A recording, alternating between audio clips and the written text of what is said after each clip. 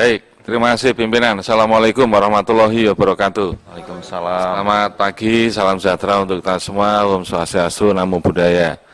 Salam kebajikan yang saya hormati pimpinan anggota, para tamu yang hari ini hadir, ada pengurus Asosiasi Puskesmas, Arsada, Persi, Persatuan Dokter Puskesmas Indonesia, lalu Persatuan Nakes atau Forum Nakes Honorer se-Indonesia.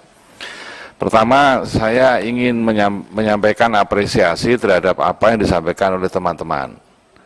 Dan ini memberi pengkayaan data kepada Komisi 9 yang memang sedang berjuang untuk menyelesaikan persoalan teman-teman terkait dengan isu ketenagaan pengangkatan nakes honorer menjadi ASN atau nanti mungkin ke arah P3K.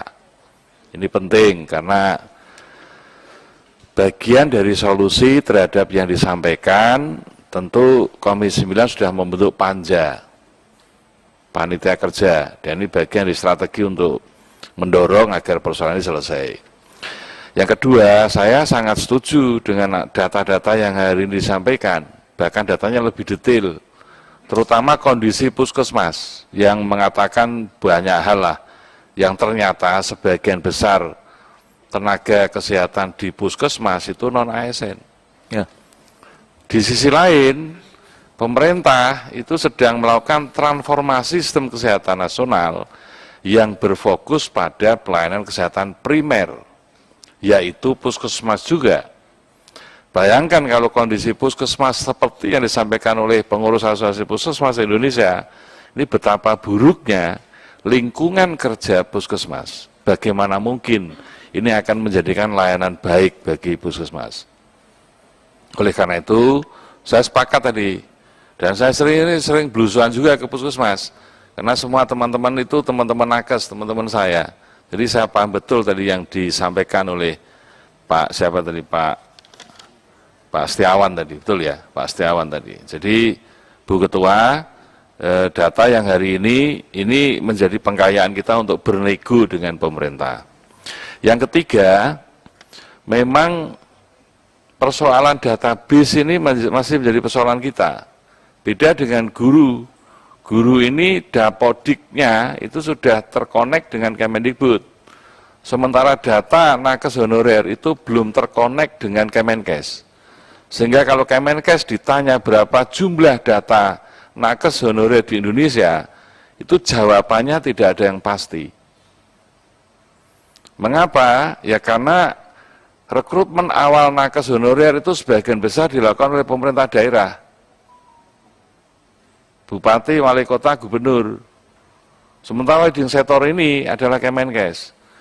Maka saat ini Kemenkes sedang melakukan pendataan, database, dan semua harus masuk ke situ apabila ingin masuk gerbong direkrut sebagai P3K. Ini butuh dukungan, terutama dengan pemerintah daerah. Infrastruktur apakah yang memungkinkan untuk itu? Ya pengurus Persatuan Dokter Puskesmas Indonesia harus berkoordinasi dong dengan para bupati, wali kota, gubernur se-Indonesia. Para pengurus Forum Tenaga Kesehatan Honorer harus berkoordinasi dong dengan mereka. Jangan sampai yang disampaikan oleh teman-teman tadi tidak masuk dalam database. Kan tidak mungkin kalau proses sistem seleksi afirmasi itu tidak berdasar pada database. Kan tidak mungkin. Nanti saya khawatir yang disampaikan tadi sudah umurnya 50 tahun, ada itu saya mendapat keluhan itu dari salah satu puskesmas di wilayah Grobogan, ada dokter umurnya sudah 54 tahun menjadi dokter honorer. Kan tinggal setahun dia pensiun.